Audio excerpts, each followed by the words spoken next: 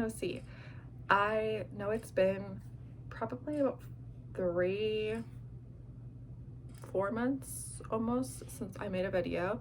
The last video I posted was my first trimester update, and obviously my life's progressed a lot further than that based off the title of this video. This is going to be my birth story and talking about the birth of my son. So yeah, I will kind of update you guys a little bit on what happened, but to be honest, everything kind of just got crazy after I made that video with everything that happened. So pretty much what happened is I made that video in February, and shortly after that I was having some complications with just Braxton Hicks and just overall a lot of discomfort. And I was told by my doctor, my OB, at 27 weeks, 26, I guess it was at 26 weeks, my 26 week appointment, that at 28 weeks I needed to go on maternity leave, which is the earliest you can go on maternity leave here in Canada. And so I did decide to go on maternity leave, and my work was awesome about it. I really wasn't that happy knowing that I would have to have 3 months before my son was born and pretty much be able to do nothing. I wasn't on bed rest or anything, but I wasn't really, they didn't really want me to be at work with the things that were going on with COVID, and I had a higher risk for things like that. But also on top of that, it was going to be a little bit difficult to keep all of my contractions down if everything that was going on progressed further with what I do for a living. I'm a behavioral therapist. I'm moving around a lot. I'm trying to get on my knees and stuff with kids, so it's very difficult for me to just sit there and kind of do nothing. So it was definitely a recommendation from my OB to go on maternity leave, which I did. So for 3 months, I pretty much was on maternity leave. I was very bored, and I just tried to stay as busy as I could. A month before my son was born was kind of where everything picked up. So on May 9th, I guess the night of May 9th, I went into prodromal labor and actually dilated to a 3, or a 2 at that point. I dilated to a 2, and that was all because I had consistent contractions and everything like that. So I went into the hospital, and I progressed that night into a 2. And so at that point, they weren't sure if I was going to actually go into full-blown labor or if I was going to just kind of fizzle out, which is what prodromal labor tends to do. Sorry, I'm losing my voice for some reason. So we went there, I think about 9 o'clock maybe, and I honestly don't know, I'm losing my voice, but we went there at 9 o'clock, and by 4 o'clock in the morning, they told me that my contractions had slowed down, and they did give me morphine. But because I was already 30, I think at that point I was 36 weeks. My son's up, hold on. All right, so let's see if I can actually do this video. He's pretty clingy lately, so anyways, he is awake, but I'm hoping he goes back to sleep because he didn't really sleep that long.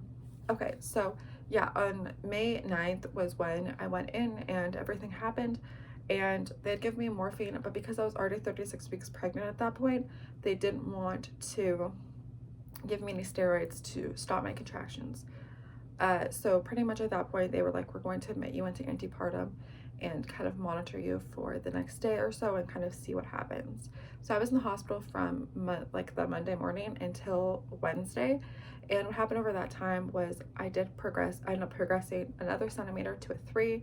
And then I ended up also losing my mucus plug at that point as well. But I was having consistent contractions throughout the night as well, the next night. So the hard part about that whole thing was that my husband actually couldn't be with me in antepartum. The rules at the hospital were that we couldn't have visitors and things like that. So it was really hard to kind of do anything about that. It was a very, very lonely time in my life.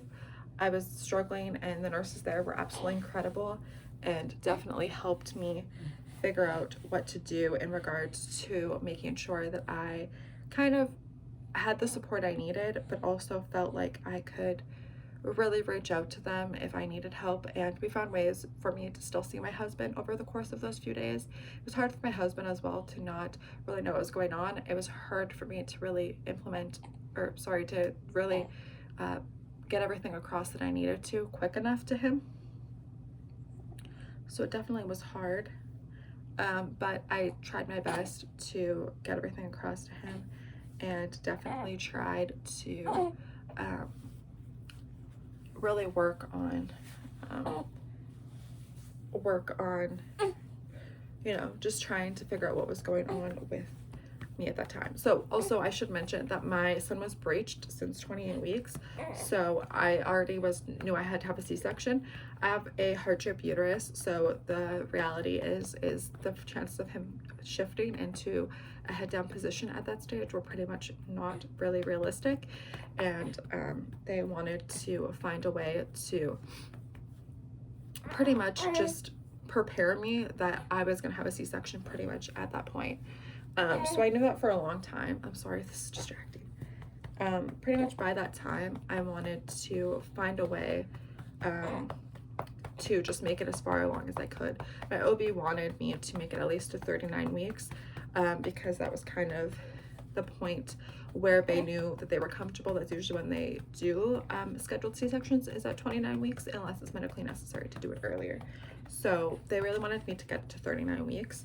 I didn't, obviously. I got to 38 weeks. What is wrong, my sir?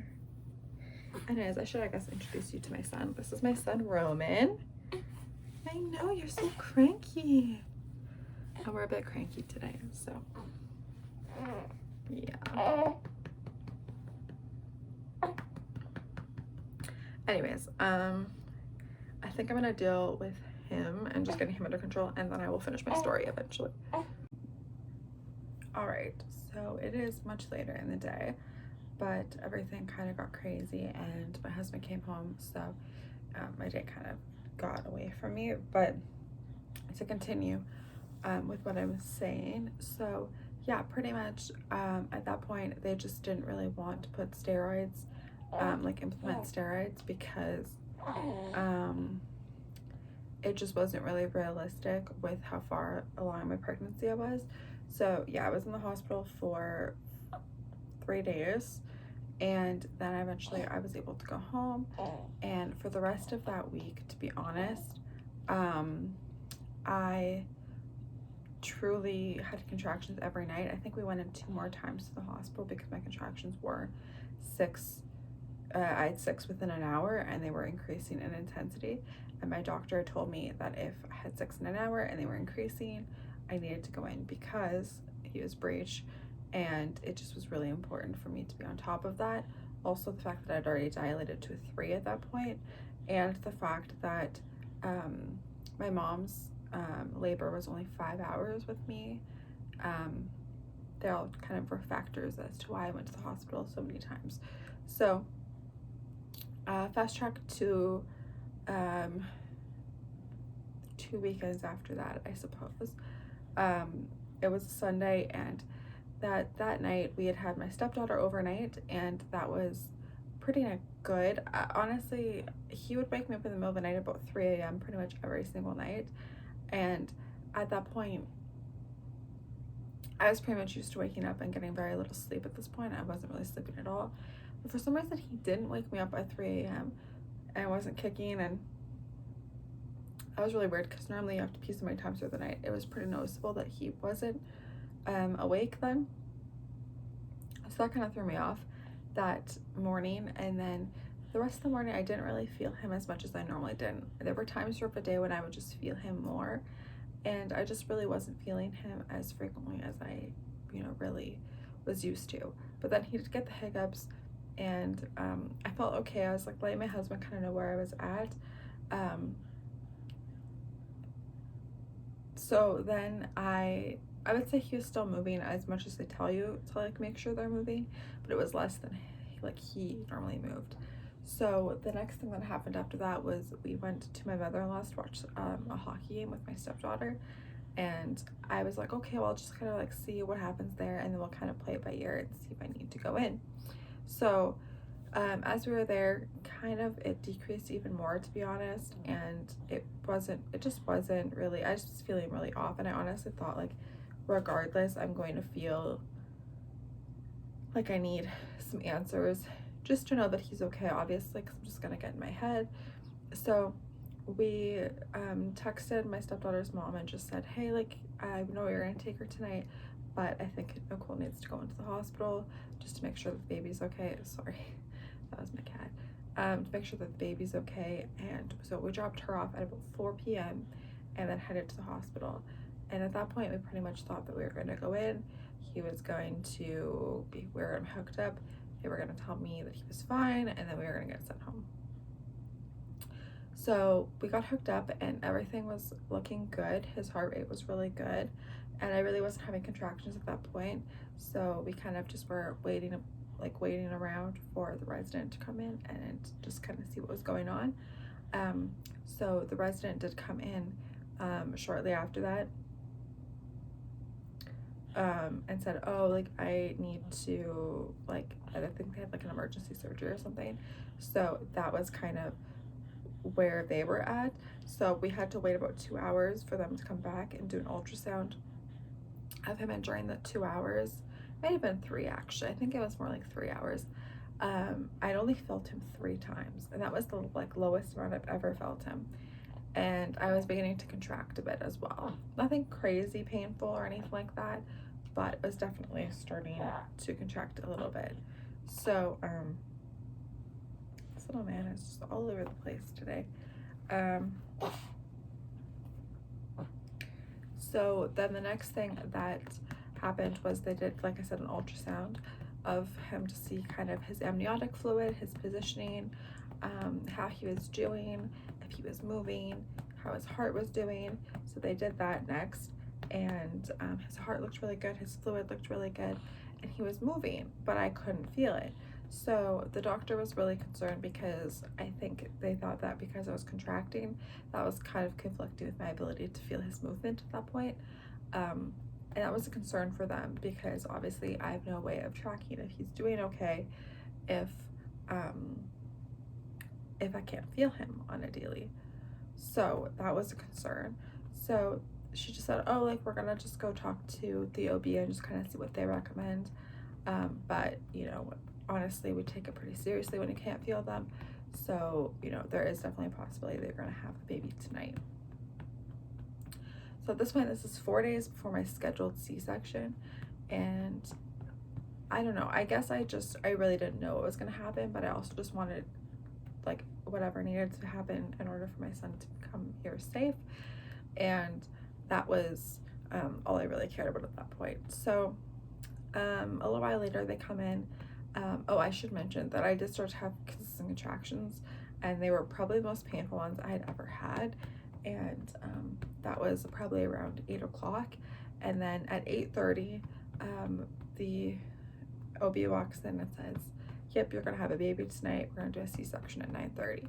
So at that point, we're calling my parents and my mother-in-law and just like letting them know what was going on.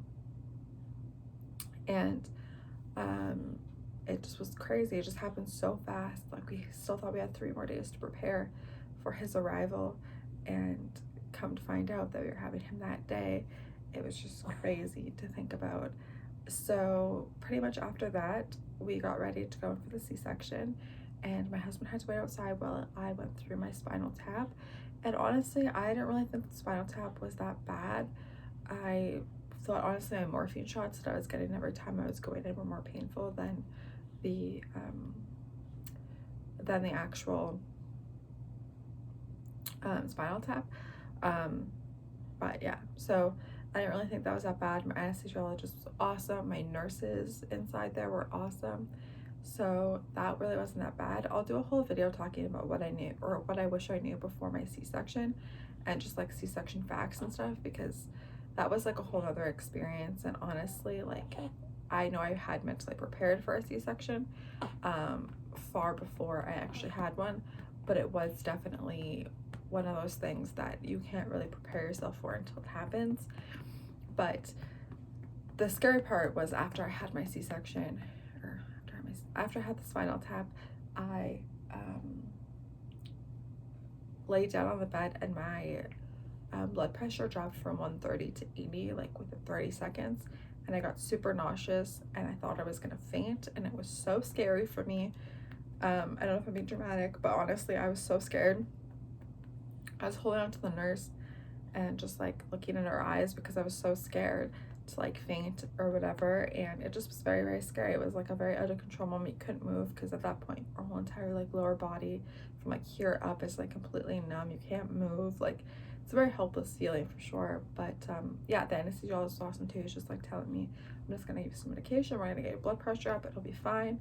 And so they got my blood pressure up, and then I felt so much better.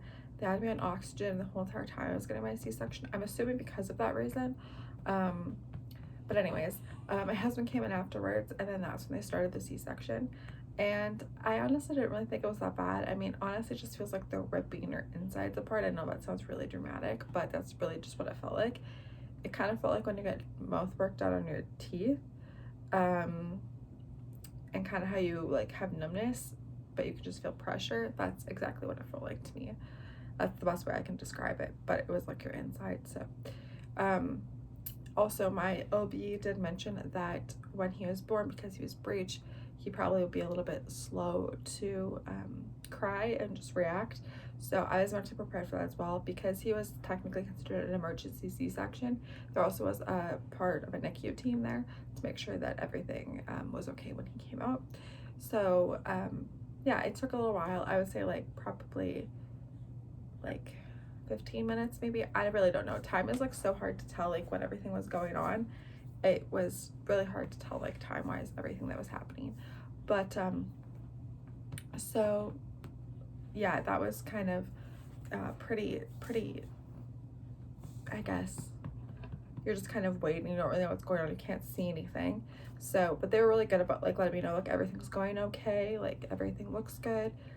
And then the feeling of when he came out was like the most incredible feeling I've ever felt in my life. Like, I guess realistically it's true, but it literally felt like pounds of weight just like came lifting out of me. Like, it was so euphoric. And they lifted him out, and he cried within 5 seconds, and he was screamed so loud. Like, I really wish we could have video recorded it because he screamed so loud, and he was so just vocal right from the beginning. And it was the craziest feeling. As soon as he started to cry, I burst into tears, and I was struggling to stop crying because it was just so emotional. And like I said, it was pure bliss and pure like euphoria. That's like the only way I can really describe the feeling.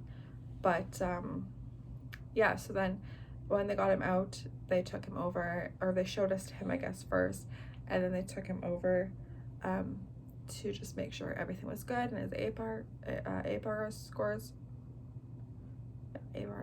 were okay, and everything looked good. My husband went over. I told him to go over and take pictures, and so we have pictures of him like screaming when they're like getting him all clean and everything like that. So yeah, that was kind of what happened there. And then I just was like, you couldn't see anything, which was kind of hard, but I just was trying to slow down my breathing because the anesthesiologist told me to slow down because my heart rate was going really high. So it was very, very crazy, that moment. But yeah, he pretty much didn't stop screaming until like we got into the like recovery room. So then they gave him to my husband, and he was able to hold him well. They stitched him back up and everything, and then they took us to a recovery room. So in the recovery room, we initially tried to latch, and he wasn't latching.